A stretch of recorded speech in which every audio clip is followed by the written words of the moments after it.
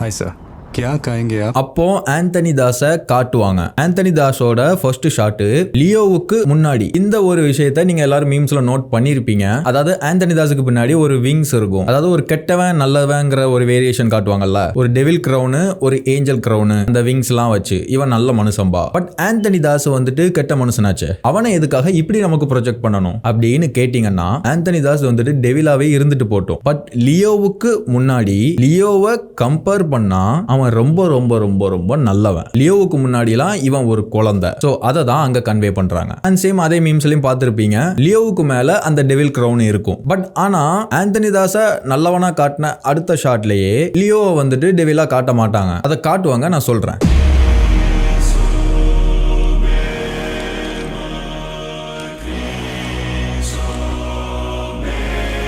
தென் Anthony Das எனக்கு coffee வேணும்னு சொல்லுவாரு. லியோ வந்துட்டு வித் சுகரா வித் சுகரான்னு கேட்பாரு. அதுக்கு ஆந்தனி தாஸ் சொல்லுவாரு, உனக்கு தெரியும் எனக்கு சுகர் வேணுமா வேணாமா அப்படிங்கிறது. Coffee sugar?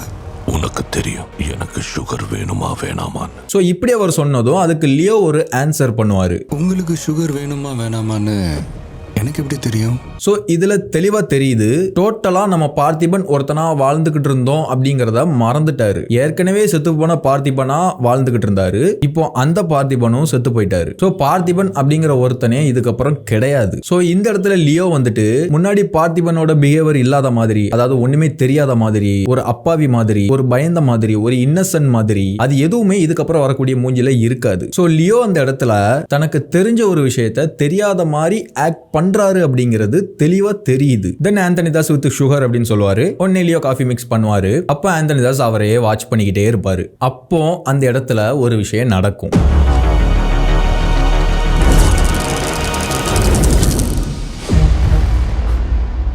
Sorry sir.